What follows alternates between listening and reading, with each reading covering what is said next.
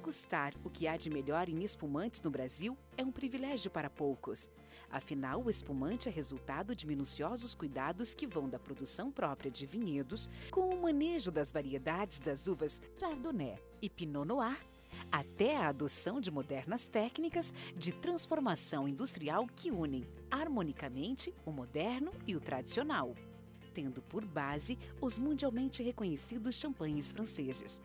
A Vinícola RH, situada em Mariópolis, no sudoeste paranaense, conseguiu, graças à união de condições favoráveis, infraestrutura, muito trabalho, amor à atividade e o constante foco em aprimorar tecnicamente o que faz, chegar aos patamares dos mais exigentes apreciadores de espumantes e champanhes. Tanto que obteve em 2020 as premiações como os melhores espumantes Brut e Extra Brut do Brasil, concedidas na Grande Prova de Vinho do Brasil, realizada pelo Grupo Baco Multimídia, em avaliações que compararam 1.309 amostras de 144 vinícolas de 9 estados brasileiros. É uma expressiva conquista que insere a Vinícola RH em outro patamar. A Vinícola RH recebe elogios de enólogos reconhecidos internacionalmente e uma crescente procura nacional por seus produtos.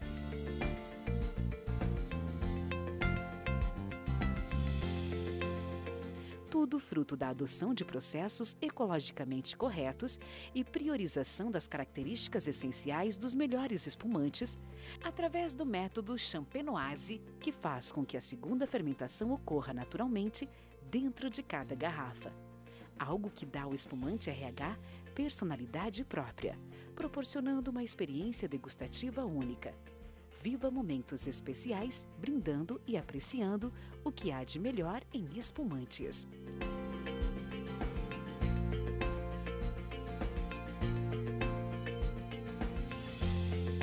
Olá, pessoal do Vinhos e Prazeres. Hoje voltamos para o Paraná, mas dessa vez oeste do Paraná, quase que em Santa Catarina, com produtores de vinho também brasileiros e vinhos premiados. Bom dia para vocês, tudo bem? Bom dia. Bom dia, tudo bem, senhor? Tudo bem. Por que é o nome RH? O nome RH são os nossos sobrenomes. Eu sou Odilete Rotava e meu marido é Wanner Herbert. Então, nós juntamos Rotava Herbert e utilizamos o RH como nome da vinícola. E vocês começaram já produzindo vinho ou tinha algum outro tipo de cultura antes? Nós começamos produzindo uvas especificamente para espumantes. O nosso projeto já iniciou para a elaboração de espumantes. Nós tínhamos no passado uma ideia de fazer vinhos, mas ao longo dos estudos que fomos fazendo, nós encontramos que o melhor para a nossa região seria a produção de brancos e espumantes. Por isso, nós partimos diretamente para espumantes. É uma vinícola, podemos fazer vinhos, mas atualmente fazemos somente espumantes. E a vinificação é feita aí mesmo? Isso. Porque, na verdade, como minha esposa falou, a gente acabou mudando o foco, porque no início o foco era produzir vinho tinto, né? Tanto que, tipo assim, voltando um pouquinho atrás, no ano 2000, eu pensei, a gente sempre toma vinho, faz muitos, muitos anos, né? Eu pensei, vamos plantar umas mudas ali de Malbec, de Cabernet Sauvignon, Syrah. E depois a gente pensou, vai que isso se concretiza, o que nós vamos fazer com essas uvas, né? O cilindro na altura não existe, então você pode plantar Bordeaux, Isabel e Agra, que é melhor, né?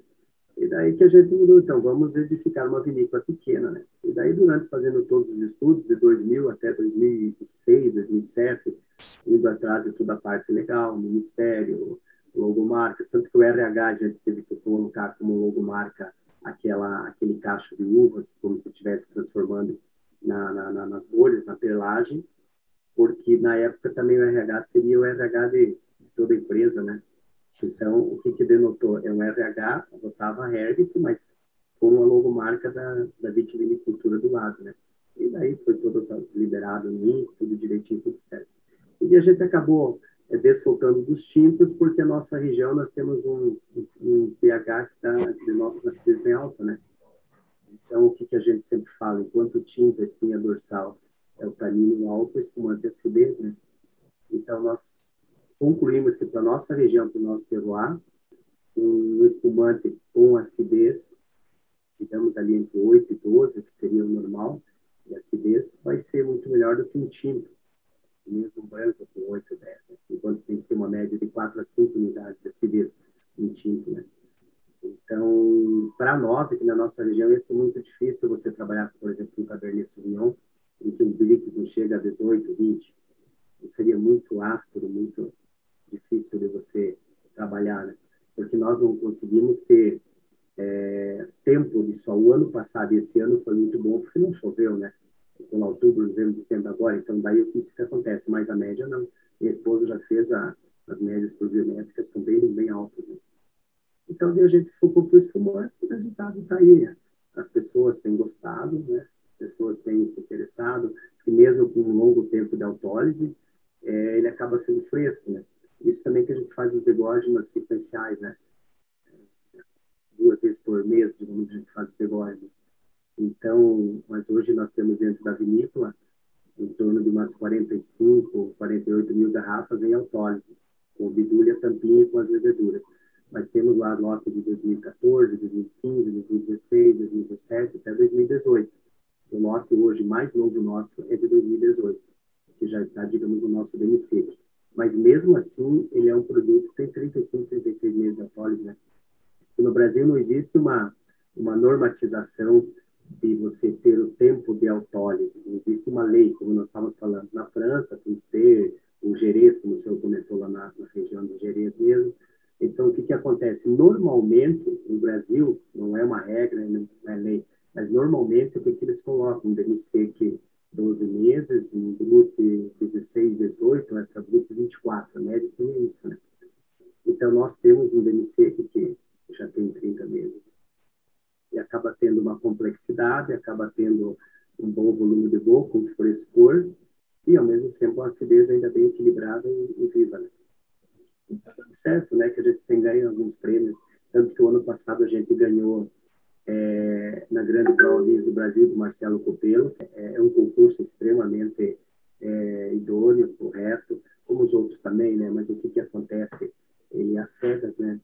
Então, nós fizemos 93 pontos no Bruto, que é de 2013 2014, e a gente teve 92 na Palmarinho. E daí, no Extra Bruto, que é de 2015, nós tivemos 92 e empatamos com a Adolfo Lona, que para mim é um ícone de tecnologia, o argentino lá de Garibaldi. E no Nature, que nós fizemos Nature Barrica, é um projeto que ficou 2 anos na Barrica de Carvalho e depois mais uns 40 meses de autólise. Esse lote já foi, já se extinguiu ainda uns 3, 4 meses atrás. Mas nós abrimos um lote que de 2016, quando a gente tirou ele da Barrica de Carvalho e espumantizou, a gente acrescentou novamente pela segunda vez o Chardonnay, e que foi vinificado para espumantização em novembro do ano passado. Mas ele está, digamos, com uns 12, 13 meses de autólise, mas tem 3 anos de barrica, né? Então, acaba a complexidade. Ele não fez uma complexidade com as leveduras, mas fez complexidade com as próprias leveduras, sem fermentado, mas dentro do tanque de carvalho, né? E não deixa de ser espécie de surli, né? Então, e a Nature nossa fez 90 pontos, né? Naquele grande provas, quem ganhou 92 foi a Casa Geisa, do Mário Geisa, né? Pinto Bandeira. Para mim também estão na linha dos melhores espumantes brasileiros. São todos com método tradicional. O método tradicional. O método tradicional e as uvas são nossas. Nós temos o nosso vinhedo de Chardonnay e Pinot Noir. Então, nós elaboramos os espumantes com as nossas uvas. Nós não temos uvas compradas, né? Então, como nosso projeto, nós temos um projeto para produzir umas 40, 50 mil garrafas de Champenoise. Nós temos essa capacidade hoje. Inclusive, nós temos 3 hectares de uvas plantadas, nós temos outros 3 hectares. Já dá 19, 20, vai dar uns 40 mil quilos. Você pode, com as reduções e perdas, você pode jogar em 38, 36, 35 mil garrafas, digamos. Hoje nós produzimos em torno de 15, mas o vinhedo é nosso, o ciclo todo fechado. Então, o vinhedo é nosso, a colheita, a vinícola está do lado, a vinificação, depois o tempo de autólise, depois espumantização, depois degógeno, expedição e venda. A venda, o que tem? A gente não tem vendedores, a gente vende pela internet, tem algumas lojas que vendem, por exemplo, em São Paulo tem a Total Vinhos, Total 11 no caso, que é do Thiago Dalpisol e tem mais de 3 sócios, até a Sandra Zotti também. Em Campinas nós temos uma loja de um amigo médico, que é Vinovan. Ponta Grossa já está com uma loja, Londrina tem uma loja também em Paraná. Mas, na realidade, eles compram e revendem, né? Nós não temos estrutura hoje de nós temos um e-commerce próprio, nós temos a logística de distribuir, né? Por exemplo, esse tempo atrás, um senhor pediu umas 10, 12 garrafas de Belo Horizonte, né? A gente envia, só que daí o frete acaba custando muito caro, né? Então, pega na Total Vinhos, por exemplo, na Vinovan, eles têm estrutura para isso, né? Curitiba também tem? Curitiba, tinha esquecido, Curitiba tem 3 restaurantes, mas é só interno ao restaurante. Mas quem comercializa é o Grupo Portucci. Eles têm loja na Vila Isabel, aí tem no Pátio Batel, tem shopping, e daí tem, próximo do portão, também tem uma outra loja. É um confeitaria, isso não importa. É um empório. Na realidade, como é lógico, a minha esposa fala assim que tem que ser de contramão, porque a gente até no ramo também, apesar de eu ser dentista, ser buco maxilo, eu estou quase me aposentando nessa área, que a gente também não pode querer ter tanta demanda, porque nós não temos tanta produção, né? Nós não temos uma capacidade de produção muito alta, então a gente acaba não colocando vendedores e muitas pessoas, porque a gente também fica muito ruim se as pessoas quiserem e a gente não tiver o produto para venda, né? A gente vende muito regionalmente aqui, Alberto, a gente vende muito para eventos, claro, a pandemia atrapalhou muito, né? Mas a gente, na nossa região, a gente é bem conhecido, então, esses prêmios que surgiram fizeram com que nós nos tornássemos conhecidos um pouco melhor no Brasil, né? Então, os prêmios realmente alavancaram o conhecimento, pessoas de muitos estados ligaram, de Roraima, do Pará, muito, muito interessante o que aconteceu. Rio de Janeiro, São Paulo. Sim, Rio, São Paulo, Minas. E como a nossa produção não é tão grande, a gente também toma um certo cuidado com isso, né? Mas nós temos, sim, intenção de crescer, mas crescer com calma, crescer de forma sólida, né? E dessa maneira, então, a gente indica essa empresa de São Paulo, a Total Vinhos, indica aonde já existe, porque essas pessoas conseguem despachar por estarem em um local mais fácil de acesso a aeroportos e tal, para esses lugares, então. Nós temos também, que eu esqueci, uma loja que vende nossos produtos em Recife. Recife está dando certo, sabe? Está dando certo. Longe. Três pallets no decorrer desses 2 anos, até inclusive uns 20 dias atrás a gente enviou. Mas é uma loja em Recife que tem parceria com a Total 11 em São Paulo, né? Tá. Total Vinhos e Total Vinhos Nordeste. Essas duas. Entendi.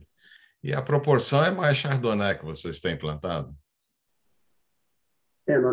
Nós temos em torno de 6 mil pés de Chardonnay, em torno de 4.500 de um clone francês e uns 1.500 de um clone italiano. A região apesar de que na Itália o forte do branco é Trebbiano, né? Mas ele veio, na época, que tinha disponível, né? Que são todos eles em clone, comprados de uma empresa no Rio Grande do Sul. E nós temos 1.000, mas eles são clone da Champagne, em outra parte da Itália. E o Pinot Noir, em torno de 1.500 pés, que é de um clone da Borgonha. O vinho base é Pinot Noir ou é Chardonnay? O vinho base nosso, basicamente, é em torno de 80% Chardonnay e 20% Pinot Noir. Tá. A gente não conseguiu ainda fazer seria um Blanc de Noir, seria um Pinot Noir puro, que, por exemplo, esse ano, em janeiro desse ano, nós conseguimos prensar e vinificar, ter um resultado final, um tanque de 3.000 litros que nós temos hoje de Pinot Noir. E está sendo agora engarrafado essa semana, né? Porque temos que fazer isso antes da safra. Já era para ter sido feito no inverno, mas não conseguimos adquirir as garrafas, né? Também está uma situação tanto complexa, mas agora deu certo. Nós fizemos um corte de 75%, 80% de Chardonnay de 2020 e 2019. e o Pinot Noir de 2020. Então, de 2021, nós vamos deixar mais um tempo. E agora já vem a safra. Acredito que a gente vai ter mais uns 3 mil de Pinot Noir desse ano, agora em janeiro. O rosé é 100% Pinot Noir? Não, o rosé é 30%, 40% de Pinot Noir e os outros 60% de Chardonnay. Só que do rosé, o que acontece? A gente deixa de um dia para o outro o contato com a casca, né? Para que ele fique um tinto, não um tinto, um rosado. E depois a gente faz o corte, né? Porque existem várias maneiras, né? Entender. No início a gente até chegou a prensar Pinot Noir e Chardonnay junto, né? Mas é um pouco difícil de você manter a coloração, né? Mas a própria champanhe, nós vimos lá na Deutz, né? Deutz, que é lá em Ai, eles fazem o vinho Chardonnay e o vinho Pinot Noir. Depois que os dois vinhos estão totalmente prontos, que eles fazem o corte. É mais fácil, viu? Porque é para você acertar a cor. Daí, ó, coloca 30 e 70, ficou muito claro. Coloca 40 e 60, né? Pode até ser, digamos, o Pinot Noir já como vinho, a cor finalizada, né? Ele vai diluir no Chardonnay. Porque como a gente fez algumas vezes, deixar determinadas horas ou de uma noite para o outro em contato com a casca para extraindo a cor, é tanto tipo assim, como que eu vou dizer, um tanto complexo de você ter uma padronização. Porque, por exemplo, se eu tiver um Brix alto lá no vinhedo, ela vai ter mais estrutura. Eu vou deixar lá, digamos, lá 10 horas em contato, ele vai extrair uma potência de cor. Agora, se o Brix é menor, porque não teve horas de sol menor que o ano anterior, eu vou deixar 10 horas, ela vai ficar mais clara. Entende? Então, o mais fácil é fazer os dois vinhos e depois cortá-los. E como é que um dentista aprende a fazer vinho? Pois é. Mas como eu falei para o senhor, a gente toma vinho acho que desde 1990, né? Então, na realidade, eu não tenho nem ninguém de nós é enólogo, né? Mas eu fiz vários cursos, vários cursos, não, acho que uns 4, 5. Eu fui lendo, aprendendo junto com os enólogos, vendo, né? E tanto que, na realidade, no ano de 2000, eu fui para Bento Gonçalves para me inscrever num curso de gestão em vitivinicultura. Na realidade, era mais a viticultura, porque eles não iam sacrificar o curso de enologia. E aí eu não fui aceito, né? Porque o maxilo, dentista, né? Tinha que ser agrônomo, técnico agrícola, biólogo, e a minha esposa, como engenheira agrônoma, fez o curso. Foram 30 meses, sexta à tarde, sexta à noite, sábado de manhã e sábado à tarde. Semana sim, semana não. Eu acho que fui umas 26 vezes desses 30 módulos, enquanto ela fazia o curso, eu ficava rodando aleatoriamente por Bento Gonçalves, no interior. E eu não conheci muita gente, né? Foi. Eu fazia a teórica e ele fazia a prática, mais ou menos assim. Ficou com a parte melhor, né? Com certeza ele ficou. Aqui a Bento Gonçalves são 500 quilômetros. Então, a cada 15 dias, pegar o carro, fazer 500 quilômetros, dar umas 7, 8 horas, chegar lá, estudar, fazer 2 dias de estudo e já voltar, né? Porque nós temos família, filhos, e eram pequenos na época, tínhamos que voltar para casa. Então, foi, assim, um pouco desgastante, mas valeu muito a pena. A gente aprendeu muito. E hoje nós temos assessoria de uma empresa que se chama Enovites, que é de Bento Gonçalves, é de Anderson Schmidt e Marcos Vian. E depois tem os outros meninos que também dão assessoria. Mas eles vêm para cá uma vez por ano, na realidade, está chegando amanhã um menino que foi contratado agora, para dar uma assessoria só no momento da espumatização, né? O restante a gente troca. Engarrafamento. Que é engarrafamento. Desculpa, espumatização, para você fazer a tomada de espuma, né? Que é o engarrafamento do vinho básico. E no restante a gente manda as análises, eles fazem via telefone, no WhatsApp e tal. Mas a gente faz tudo. O licor de expedição eu que faço, por exemplo, a safra eu toco, aprendi a manusear a prensa, e o resto a gente vai fazendo, né? As férias e tal. Então, por exemplo, a hora que eu dedicar exclusivamente a vinícola, né? Parar com a odontologia, o foco vai ser, não que o foco vai ser melhor, o foco não está ruim. Eu vou me dedicar num tempo maior, né? E a senhora trabalhava em outra área antes? Sim, eu na verdade eu trabalho com avicultura. A minha família tem uma empresa de produção de pintos de corte e ovos férteis. E aí, quando nós começamos esse novo projeto, a gente dividiu essa responsabilidade. Então, Eu ajudo mais no fim de semana na vinícola. Eu vou lá para olhar o vinhedo, passar as orientações técnicas todas, né, da parte da lavoura de uva, né? E o Wanner cuida mais da parte interna da vinícola. Isso foi muito bom quando a gente dividiu, porque a gente falou de brigada aí, né? Eu fico responsável pela parte externa e ele fica responsável pela parte interna. Isso ajudou bastante a harmonia do negócio. Mas na realidade, quer dizer para o senhor, na realidade, até hoje a gente ainda tem, com toda franqueza, a nossa subsistência, sobrevivência financeira, não da vinícola, né? Ela com a empresa dela, da agricultura, também tem pecuária, nós também temos a família, temos uma pecuária menor, de gado Red Angus, aquele lá da Escócia, lá da região da Aberdeen, mas que se adaptou aqui. E o consultório, né? Os filhos já estão, a minha filha já é formada em médica, o filho está terminando engenharia mecânica, mas a vinícola, ela já é sustentável, entende?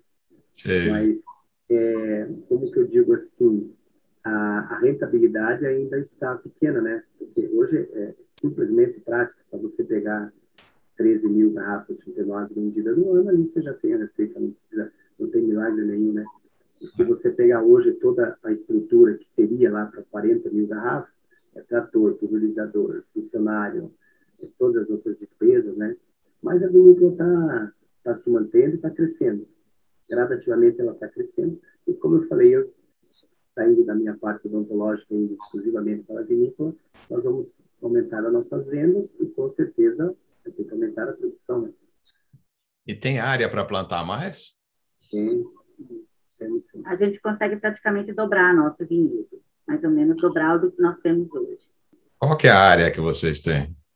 Nós temos 4 alqueires de terra, que isso seria, dependendo de como é o alqueire de terra para nós aqui, 24 metros quadrados. Se você transformar em hectares, aí pode ser 9 hectares. Então, 2 hectares, 4 é um alqueire. Nós temos 4 alqueires ou 9 hectares. Né? Mas caso isso venha a ser um projeto que expanda, né? O meu pai tem uma propriedade, uma fazenda que é do lado, né? Então, mas ali tem muito espaço para uva também. Mas a gente consegue dobrar a nossa capacidade e pensando assim, nós não gostaríamos de nos tornarmos uma indústria enorme. Nós gostaríamos de manter essa situação de ser uma pequena vinícola com o método tradicional, fazendo dessa maneira mais artesanal, né? E manter, então, a nossa qualidade, tentar sempre melhorar, ter uma alta qualidade. Então, nós queremos um produto que tenha um valor agregado diferente, ao invés de ter volume. Esse seria o nosso objetivo, né? E só espumante mesmo? Por enquanto, só espumante. E se as coisas ao longo do tempo mudarem, a gente até pode mudar, mas a princípio, branco. Eu acredito que, não, o vinho branco nós já temos um projeto para fazer. Esse ano a gente não finalizou pelo fato de não ter conseguido as garrafas, né? Mas é um Chardonnay barricado, que vai ser Chardonnay barricado, seria o nome dele. Já tem até registro certinho. Vamos vender numa garrafa Screw Cap, né? Para ser um vinho rápido. Apesar de que ele tem os 60% que vem do barril de carvalho, né? E os 40% do tanque de inox. Fazer essa mescla ali. Um rosé doce, demi-seco, para tentar mais o lado feminino, né? Não que o masculino não possa tomar um rosé adocicado, né? Mas isso. Mais para o verão, uma mais coisa para o ano que vem, assim, a gente vai mais leve. Mas para a gente aumentar o portfólio, porque hoje, na verdade, nós temos 9 produtos já, né? Nós temos 9 produtos, desde 3 Nature, o Nature Barrique, o Nature Sully e o Nature que a gente chama 60 mesas, né? E ele é de 2015, é o mesmo produto que ganhou a Grande Prova do Brasil, só que muda o licor, né? Em vez de extra, ele é Nature. Né? Então, para a gente aumentar a diversificação dos produtos, porque eu acho que tinto, para nós irmos plantar, como dizer, o Merlot, para mim, o melhor tinto brasileiro é o Merlot, e nós batemos encontro com aquilo, né? Tem que dar muito sol, para chegar um Brix aí de no mínimo 20, porque senão você vai querer começar a corrigir com chaptalização e vai acabar perdendo um pouco a qualidade. Dificilmente na nossa região tem tanto sol assim. De outubro a fevereiro não chover, né? E então acho que o foco do tinto mesmo em si vai ser mais longínquo. Essa é uma dúvida ainda. E nós aqui estamos muito próximos da Argentina. Então, vamos falar regionalmente, o pessoal tem muito costume de ir até a Argentina comprar vinhos, porque, lógico, eles têm vinhos tintos maravilhosos, né? Então, é um mercado um pouco mais difícil. Mais competitivo, né? O brasileiro, eu penso o seguinte, o brasileiro hoje, no ramo da enologia e vitivinicultura, não deixa a desejar ninguém no mundo, nem França, nem Itália, nem Portugal, nem Espanha, que são os maiores produtores. A tecnologia, por exemplo, o que nós temos, a nossa vinícola, que é pequena, mas é bem montadinha, dizia o que se faz na França. Você fazer, por exemplo, nós na época compramos os pallets nossos, veio de Lyon, da França, nós temos uma prensa, que é pneumática, veio de Treviso, da Itália, congelador de bico, bidule, tampinha. Por exemplo, nós temos produtos que vêm da Itália, as nossas leveduras, por exemplo, a gente se identificou depois de usar francês e italiano, a África do Sul, a gente se identificou com leveduras da Austrália, a gente já usa faz uns 5 anos. Então, tudo isso são produtos que o mundo conhece, né? Não existe o porquê que o brasileiro não faz isso. Sabe, todas as tecnologias existem. Então, o que acontece é que eu falo que a nossa matéria-prima, um Cabernet Sauvignon, por exemplo, de Pinto Bandeira, lá, digamos, da Dom Giovanni, ou mesmo lá do Vale dos Vinhedos, ou de Santa Catarina, nunca vai ter um Brix como Mendoza, ou de Salta, então, que é os vinhedos mais altos do mundo, ou na Colomé, por exemplo. O cara consegue ter Brix semelhantes aos da Califórnia, dá 28, 30 de Brix. Tanto que a Califórnia existe vinhos que, como o senhor falou lá, que o excedente na França foi descartado, na Califórnia, inclusive tem um dos meninos que vinha aqui junto com nós fazer a vinificação, ele ficou um período na Califórnia, mas nós também tivemos a oportunidade de conhecer algumas vinícolas, né, na Napa e no Sonoma, que você tem, às vezes, um Brix tão elevado e você tem que cortar, porque a levedura, na realidade, ela morre por 3 situações, quando acaba o açúcar, ou pelo frio, ou pelo excesso de álcool, né? Está produzindo um vinho lá que todo o açúcar consumido ele ia dar 16, 17, o próprio álcool que ele produziu está matando ele, né? Por isso que os californianos sempre têm um residual açucarado, né? Não todos, mas existem alguns. Isso aqui que é um Brix elevado, né? Mas no Brasil nunca, acredito que nunca chegou a 28, 30 de Brix. Né? Basta a gente analisar que, por exemplo, a nossa região aqui, o índice pluviométrico anual gira ao redor de 2.000 milímetros, né? E vamos pensar em Mendoza, claro, outra região, outra situação, não chega a 400. Então, são situações bem diferentes que você tem que ter as plantas adaptadas para cada região, né? Óbvio que o Brasil tem condições de fazer tintos maravilhosos, eu não tenho nenhuma dúvida, mas a gente tem que colocar muito mais tecnologia e muito mais trabalho, se torna um pouco mais difícil do que para uma região como a de Mendoza, né? Então, nós aqui na nossa região achamos que o branco realmente é o que nós podemos fazer de melhor, né? E aí, por isso, a nossa tendência a permanecer nos espumantes ou vinhos brancos. E mesmo se a gente viesse a ter um período assim de escassez hídrica, o que pode ocorrer? Você pode, no espumante, ter a possibilidade de colher um pouco antes de atingir aquele Brix. Porque se também ele ficar lá com o Brix elevado, ele vai se tornar um grande Chardonnay mais tranquilo, né? E quanto maior o amadurecimento pelo sol, menor a acidez. Se você vai ter um espumante um pouco acidez, ele teria xoxo, soço, né? Basta ver hoje quantas as grandes vinícolas do Chile produzem espumante, né? Poucas. Porque vai ser um espumante que teria que ser vendido como uma espécie de Nature, Brut Zero, que também existe essa tecnologia, porque daí a falta de açúcar, que eu penso, a falta de açúcar dá uma sensibilidade não dá uma sensação de que tem acidez. Se colocar sem acidez e bem seco, nossa, vai virar uma situação não fica tão agradável. Xoxa, sem frescor e doce. Não, o Brasil tem tintos fantásticos. Olha, não é difícil citar nomes aqui, mas nós temos várias confrarias, 3 confrarias, eu participo aqui. E há um tempo atrás eu levei às cegas, né, só vinhos nacionais. E, nossa, eu levei vinhos de Guaporé, vinhos de assim, de todas as vinícolas pequenas de Bento Gonçalves. Vinhos excepcionais, vinhos muito bons. Acabaram vinhos que foram reduzidos, vinhos que são colocados com um mosto reduzido, mas tudo isso tem custo, né? Garrafas de 250, 300 reais. Né? Qual que é a cidade que é polo aí em volta, maior assim? Pato Branco, onde a gente mora, né? Pato Branco. É pertinho da vinícola. É Pato Branco a Mariópolis dos 22. E depois a comunidade onde tem a vinícola, onde meu pai tem propriedade, né? Então, por isso que a gente fez lá. Mas nós moramos em Pato Branco, né? E da cidade de Mariópolis até lá dá 9 quilômetros. Mas tem asfalto, né?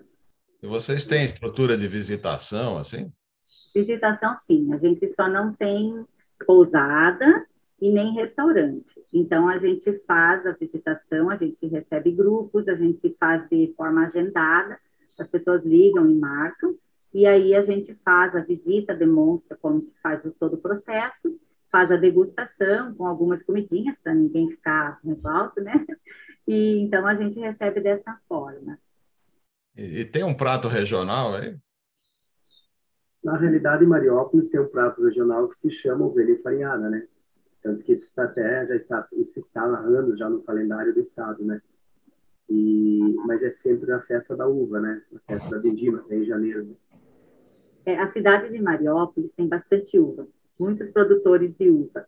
A grande maioria uvas híbridas, né? Uvas americanas, então eles também fazem vinho, todos eles, na verdade, eu acho que atualmente nós somos os únicos que temos viníferas na região.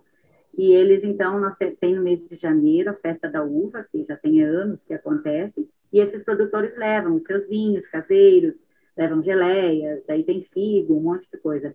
E nessa semana de celebração, tem um dia que se come, então, a ovelha enfarinhada, que é um prato da cidade ali, que foi elaborado ali. Então, eles têm sempre esse prato nessa época, e em julho, no aniversário da cidade, também tem uma festa para celebrar com a ovelha enfarinhada, que, aliás, é muito gostoso. É um churrasco, que é a ovelha enfarinhada. Então, é como se fosse uma ovelha feita eu não entendo nada de churrasco, mas com farinha em volta. É como uma milanesa, é muito bom. Ela fica como se fosse uma crosta, né? Nossa! Você coloca ela, começar a assar, depois tira, coloca numa tina ali cheia de farinha, de mandioca, aí coloca de volta, assa um pouquinho, e daí ela vai na realidade, tostando a farinha e por dentro ela vai cozinhando, né? Porque daí forma uma crosta, né? Então, dá bastante bagunça para fazer, né? Isso é bom. Mas é muito bom. Mas tem 2 cidades próximas aqui que se dizem assim, capital da uva e do vinho, né? Então, da uva, principalmente. Então, Mariópolis, aqui, e tem a outra cidade, Salgado Filho, que tem após Beltrão. Isso, pertinho de Beltrão, que está a 55 quilômetros daqui, que eles também têm uma festa da uva, lá também tem bastante produtores regionais. E também lá tem um pouco de bacia de leite também. Então, o agro é o que mais faz girar na região, né? Bom, acho que eu já ocupei o tempo de vocês demais aí, quer dizer, foi muito legal. Foi um grande prazer para nós, um privilégio nos conhecermos pessoalmente, apesar de virtual, virtualmente. É isso que eu acho legal, né? Que a gente pode, não só a gente conhecer os produtores assim à distância, né? Como as pessoas que assistem também poderem conhecer, né, o vinho brasileiro, porque o senhor veja bem, nós temos hoje o nosso Brut campeão tem 6 anos de autórise. E, na realidade, quando ele ganhou o prêmio, foi em outubro do ano passado. Então, as garrafas que a gente comercializa hoje já tem 1 ano a mais de autórise, né? Porque se eu for fazer em março, maio do ano que vem, vai ter 1 ano e meio mais de autórise. Mas agora está acabando, né? Esse já está acabando. Né? Inclusive, a gente mandou, acho que umas 80 garrafas para uma clínica oftalmológica de Paulínia, em São Paulo. O proprietário, é o médico, sócio, por causa do prêmio do ano passado que ele adquirido, ele ia presentear 6 clientes, fornecedores, da cidade de Paulínia. Ele só comprou o grupo medalha. Só medalha, só premiado.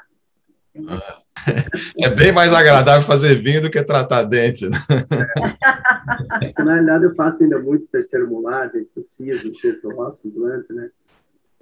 mas também já, como eu disse, está quase na hora de aposentar o jaleco branco ali. Muito obrigado, então, para vocês. E sempre bom falar com o produtor de vinho, que geralmente o astral é bom. A menos que seja um produtor muito grande que já vira empresário e não mais produtor de vinho. Já é outra coisa, né? Mas a gente vai tomar, além de espumante, uns tintos e tantos, né? E como diz uma frase que não é minha, né? Com o passar dos tintos que os anos melhoram, né? Sem dúvida, sem dúvida. Então, tá bom, muito obrigado. Obrigada. Então, um Feliz Natal para o senhor, sua família, tudo de bom, tá? Vocês também. E para o pessoal do Vinhos e Prazeres que gostarem, curtam e se inscrevam, para que daí recebem vídeos que eu publicar aqui. Então, até mais. Bom ano novo também, né? Bom domingo. Tchau. Tchau.